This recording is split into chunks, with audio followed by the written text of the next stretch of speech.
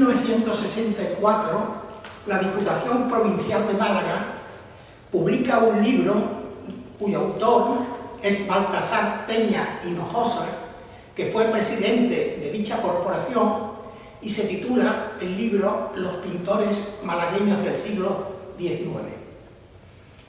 Esta obra rescata la memoria y saca del olvido a algunos pintores absolutamente desconocidos del gran público y se convierte en una especie de Biblia para ciertos sectores sociales enriquecidos con el desarrollismo de aquellos años o el auge de la construcción, que se han convertido un tanto de la noche a la mañana en coleccionistas de arte y especialmente en coleccionistas de pintura. Ricardo Verdugo Landi o José Gardner son autores o artistas paradigmáticos en este sentido. José Gardner había nacido en Gibraltar, pero es lo cierto que desde su más temprana edad residió en Málaga y siempre fue tenido por malagueños entre sus conciudadanos.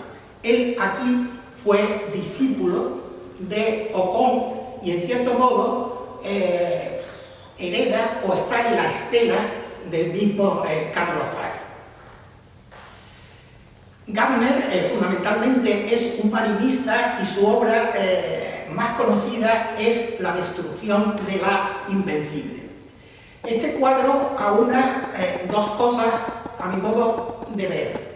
Por un lado, su producción de marinista y por otro lado, ese gusto especial por la pintura de asuntos históricos y de gran formato que es tan característica de nuestro siglo XIX. El asunto o el pretexto de la obra es suficientemente conocido. La Armada Invencible, o más bien en su nomenclatura oficial que hoy diríamos, la Grande y Felicísima Armada, que es enviada por Felipe II a las Islas Británicas para invadir Inglaterra.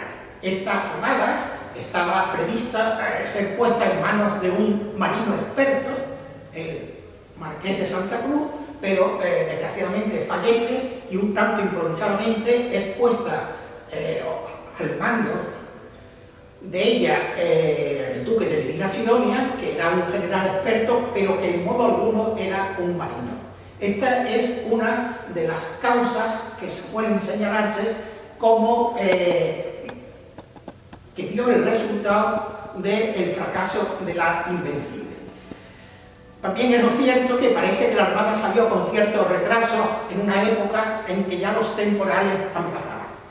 El fracaso estratégico de la Armada fue incuestionable, puesto que no logró la invasión de Inglaterra, se vio bloqueada en el canal y no pudo regresar por él, y entonces tiene que acometer una travesía de vuelta, una derrota, que se llama en términos náuticos larga y complicada. Tuvieron que subir por el Mar del Norte hasta alcanzar el límite septentrional de las Islas Británicas y luego barajar por el sur la costa de Irlanda en dirección al norte de la península ibérica. Y aquí es cuando la Armada padece o sufre una serie de temporales que la dispersan y en algunos casos la llevan a los acantilados de la costa oeste de Irlanda, donde se pierde un número de naves que los historiadores actuales cifran entre el 12 y el 15% de la armada que salió de La Coruña. Volvería pues al norte de la provincia, especialmente el norte de la península, especialmente a los puertos de Santander, Laredo y Pasaje. Gran parte de la armada no se destruyó como sugiere el cuadro y como se ha sugerido siempre desde la historiografía. Llegó, es verdad que con pérdidas apreciables, pero en ningún caso la destruyeron. Pero en fin, la anécdota del cuadro, el pretexto que utiliza Gardner para esta obra, que es la más conocida probablemente, es ese naufragio de la Armada contra los acantilados de la costa oeste de Irlanda. El cuadro está compuesto de una manera clásica. El galeón principal está situado en el primer tercio y deja los 2 tercios de la obra, es decir, es clásico, académico en el sentido de su composición. Y luego tiene una serie de pormenores que son los derelictos ya de algunos navíos que han naufragado, el resto de la escuadra que capea como puede el temporal y este que se ha perdido ya definitivamente contra los arrecifes y los acantilados de la costa. Por lo demás, el atardecer, la luz que a través de los nubarrones de la borrasca sugiere la tarde, el ocaso, está interpretado simbólicamente como el ocaso también, si no del Imperio Hispánico, sí del reinado de Felipe II, que eso hoy es discutido, pero para gran parte de los historiadores de la época, el episodio de la Armada o de la pérdida de la Armada Invencible supone.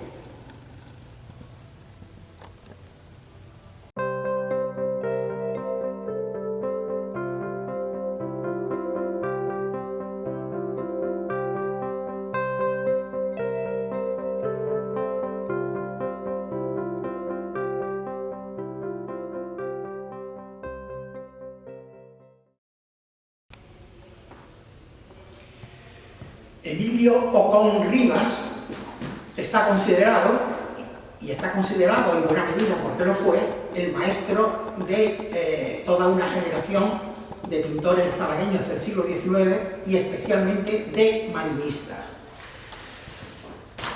Emilio Ocón había nacido en un lugar tan excéntrico como el Peñón de Belez de la Gomera y también en su primera infancia vino con su familia a vivir a Málaga, donde eran no solamente personas conocidas, sino tenidas como una familia artística. No olvidemos que su hermano Eduardo Ocón era un reputado músico que siempre tuvo la consideración social de la burguesía malagueña.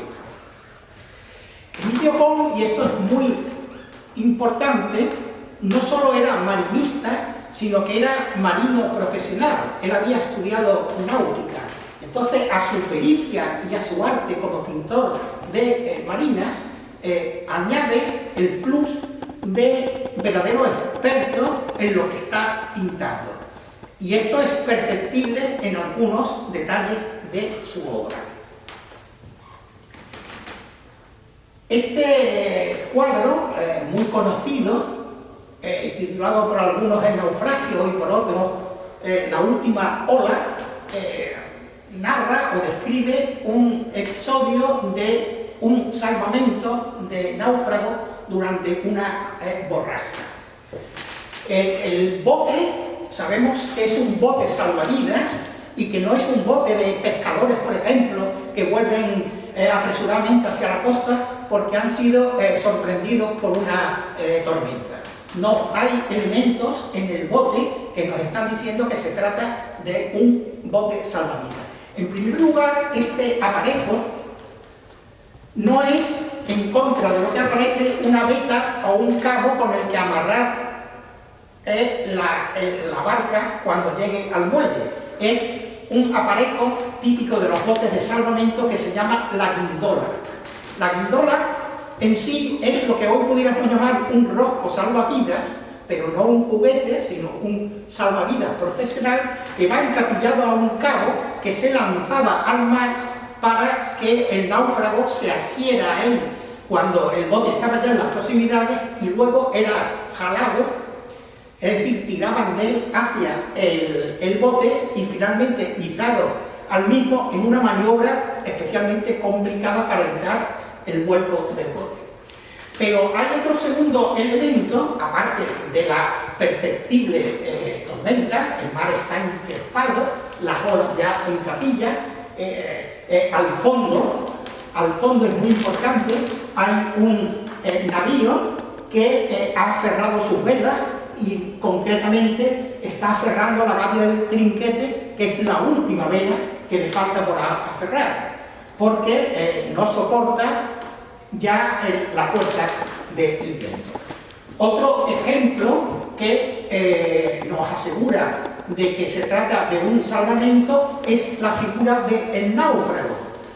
Hay 3 personas que están bogando, otro cuarto que acaba de soltar el remo y ya se dirige a los que están en la costa, por eso el cuadro se llama La última ola, y el patrón que con la espadilla trata por todos los medios de una cosa fundamental y que el cuadro deja muy claro. La crujía, es decir, la dirección, el eje del bote y el que se supone que es la dirección de la marcha, está perpendicular a la ola. Esto es fundamentalísimo porque si el bote se atraviesa al mar, se atraviesa las olas, el vuelco y el naufragio está garantizado. Por eso Ocón insiste en darle fuerza al patrón que con ambas manos sostiene la espadilla con pulso firme.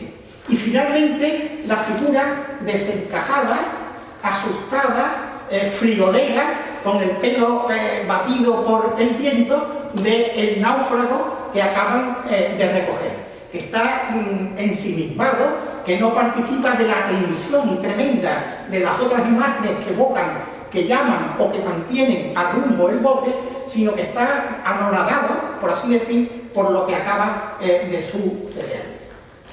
Por lo demás, la obra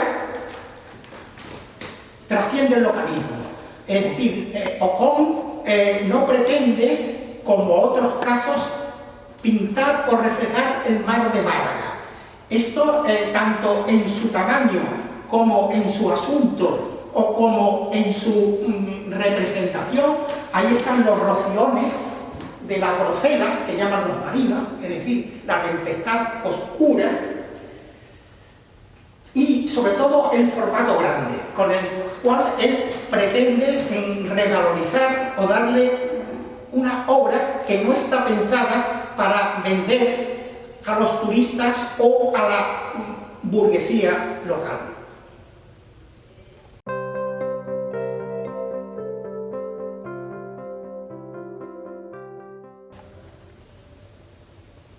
Enrique Nájel Distier es el autor de esta preciosa y encantadora obra. Nájel, de origen danés, pertenecía a una familia de varias generaciones ya asentada en Málaga, y quizás él no se tenía a sí mismo por un pintor. En este sentido podríamos decir que era aficionado. Él era un excelente pintor de óleo sobre lienzo, pero su actividad era una actividad comercial. Él se dedicaba, como tantas familias de la burguesía de origen extranjero en Málaga, al comercio de los frutos de la bandeja, al comercio de los vinos y también a otra actividad diplomática que era la actividad consular, que también estaba fuertemente arraigada en esa Málaga o en esos malagueños de adopción que vinieron de distintos países del norte de Europa fundamentalmente. Nájel pinta pues por afición, lo cual no quiere decir que no pintara bien, ni que este cuadro no merezca estar en las paredes, colgado en las paredes de este museo, que desde luego está plenamente justificado, sino que no formaba parte de su actividad principal y venía a ser un complemento en sus ingresos, porque este tipo de cuadro de formato pequeño, de asunto amable, de escena indudablemente costumbrista, era muy apreciado tanto por la burguesía malagueña como por los turistas, por los visitantes que tras una estancia en Málaga querían tener un recuerdo de su paso por aquí. La escena, por lo demás, es en una playa inequívocamente malagueña. Este sí es el mar de Málaga, este sí es el cielo de Málaga, no el que acabamos de ver en la marina de Ocón. Y por otro lado, la escena no solamente es costumbrista, sino que aparece en ella un icono de nuestra costa y de nuestro mar. Me refiero a la jávega. La jávega está varada en la costa y los marengos, que son perfectamente perceptibles desde la faja hasta el pantalón arremangado, se afanan en distintas tareas, desde el remiendo de las redes, que también son perceptibles, hasta el mantenimiento de la jávega en suma. Y en el fondo, al fondo, también como prueba de que es nuestro mar, se ve una barca, probablemente un sardinal, que lleva vela latina, una vela inequívocamente mediterránea y que las personas de mi generación todavía hemos visto en los llamados sardinales en la costa de Benajarafe o en la costa de la Cala del Morral. Una cosa que merece la pena subrayar es que cuando hoy hablamos de jávegas, las jávegas subsisten, pero las jávegas subsisten con un pretexto deportivo y con un encomiable afán de conservación de una embarcación milenaria que pervive en Málaga casi como un fósil viviente, pero pervive con una finalidad deportiva que la ha hecho perder gran parte de su peso y la ha hecho perder gran parte de su porte, es decir, de su desplazamiento, de su tonelaje, de sus dimensiones. Lo que hoy llamamos jávegas en Málaga, y vemos todavía en las playas de Pedregalejo, en las playas de la Cala del Moral, son medias jávegas. La fotografía antigua y este cuadro de Enrique Nájera nos demuestra que la jávega entonces era una embarcación con mucho más eslora, es decir, con mucho más longitud y de mayor porte. Cuando con curiosidad nos acercamos a cualquier jávega varada hoy en las playas de Pedregalejo, el francobordo nos llega a la cintura. Ven ustedes como en el cuadro el javegote, el marengo, le llega al hombro el francobordo. Las javegas actuales van 4 remeros por banda, independientemente del mandaor, es decir, el patrón que maneja la espadilla, y del meteánimos o metebulla, que era el animador, o es el animador que marca el ritmo y anima a los remeros. Pero en esta jávega estamos viendo que ya no son 8 los remeros que la llevaban, que son, vemos en una banda 1, 2, 3, 4, 5, 6, 7 remos, por lo menos, lo que sugiere que la jávega tenía una tripulación de 14 remeros, más el mandaor y el resto de la tripulación. Por lo demás, volvemos a lo de siempre, es reconocible la vegetación, las pitas, es reconocible la arena de la playa, es reconocible el cielo y el mar nos suena, y ello es decisivo en esto que he empezado remarcando, en el afán comercial de un cuadro amable que se vende por sí solo y que incluso su tamaño permite o incentiva su compra.